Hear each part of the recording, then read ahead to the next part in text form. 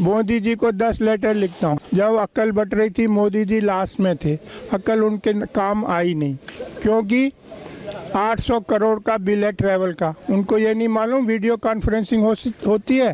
सरदार वल्लभ भाई पटेल कांग्रेस के ट्रेजरर थे, डोनेशन लेते थे, जैसे लोग अब हैं ऐसे ही पहले थे।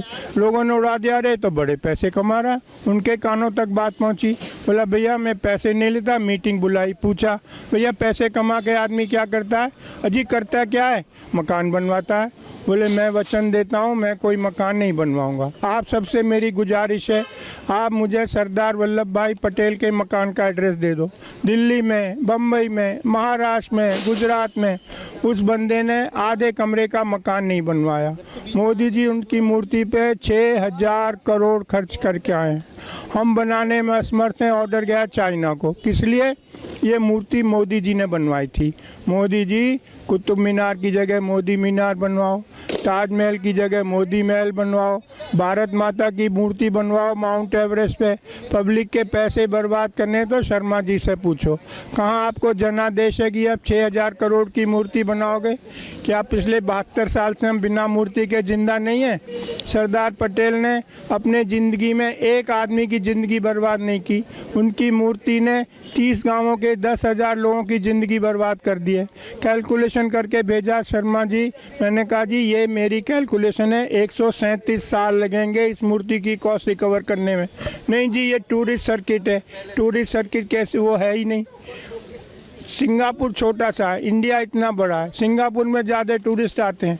मैं टूरिस्ट डिपार्टमेंट में गया, अरे शर्मा जी आपको नहीं मालूम? नहीं, आप शिमला जाइए, बस से उतरिए, एक बैग आपके पास है, कुली मांगेगा 1000, दूसरा कुली आएगा नहीं। बोला सिंगापुर में ऐसा टेंशन नहीं है। लक्ष्मी जी चाइना से, गणेश जी चाइना से, होली की पिचकारी चाइना से, दिवाली की लड़ चाइना से। चाइना की होती है दिवाली, हमारा होता है दिवाला। 700 करोड़ कमा के जाता है। रक्षाबंधन की राखी चाइना से। चांदनी चौक की मुस्लिम फैमिली साल भर रक्षाबंधन की राखी बनाती थी, उनका जीवन यापन होता था। अब रक्षाबंधन की वो भी चाइना से आ रही हैं। सरदार जी, मैंने कहा जी हमारे बच्चे कहाँ जाएंगे? सरदार जी बैठे थे, शर्मा जी हम खाली बच्चे पैदा करेंगे, बाकी सब चीज़ चाइना से आएगी। मैंने कि बच्चे पैदा करने वाली इंडियन चलेगी या वो भी चाइना से आएगी? आपको कुछ आइडिया नहीं है। मनुष्य जीवन इस धरती पे सिर्फ 100 साल बचा है। प्रकृति को 1 मिलियन ईयर्स 10 लाख साल लगे थे वायुमंडल में CO2 का लेवल 200 ppm करने में। आदमी ने 100 साल में 420 कर दिया है। 3 साल से साउथ अफ्रीका में बरसात नहीं हुई है। जो खिलाड़ी गए थे भैया बाहर आ जा, टॉयलेट में पानी नहीं है। हिमालय के ग्लेशियर पिघल चुके हैं। राजस्थान में तापक्रम 54 डिग्री सेंटीग्रेड। BSF के जवान रेत में पापड़ भून रहे थे। लातूर, मराठवाड़ा, महाराष्ट्र, 100 एकड़ का मालिक घर पे ताला लगा के जा रहा है। भैया कहाँ जा रहा है? कह जी शुगर मिल में झाड़ू मारूंगा। क्यों? तो जी 100 एकड़ का क्या करूँ, बरसात हुई नहीं, पानी है नहीं। पिछले साल जब ओलंपिक हुए थे चाइना में तो उन्होंने कहा ये बरसात हमारा फंक्शन ख़राब ना कर दे, तो उन्होंने सिल्वर आयोडाइड स्प्रे करा के बादलों में आर्टिफिशियल रेन कराई थी। महाराष्ट्र गवर्नमेंट ने कल 30 करोड़ अलॉट किए आर्टिफिशियल रेन के लिए। हम कुछ जानना नहीं चाहते। समुंदर का लेवल 3.5 फुट बढ़ेगा। लाखों लाख केरल के लोगों को कहाँ बसाओगे? हवा की बात नहीं कर रहा हूँ, आर्टिक की बर्फ़ पिघल चुकी है।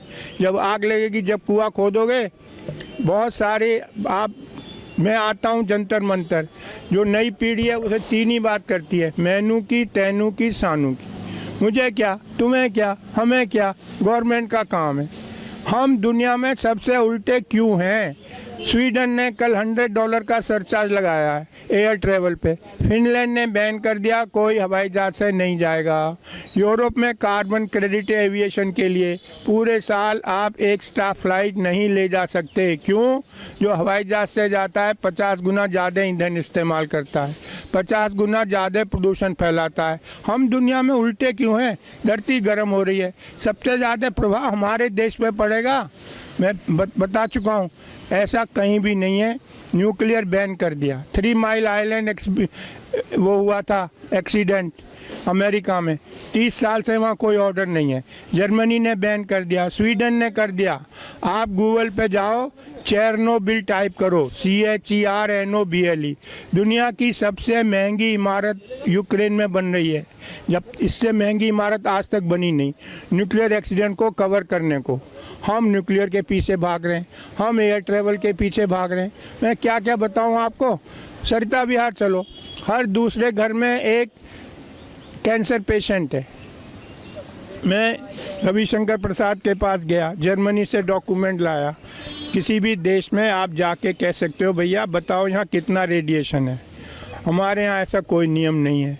रविशंकर प्रसाद बोले पर्सनली आके मिलना। अबे मेरे लड़के की शादी में पर्सनली मिलूँ? हम वहाँ लो कॉस्ट रेडिएशन लगानी है।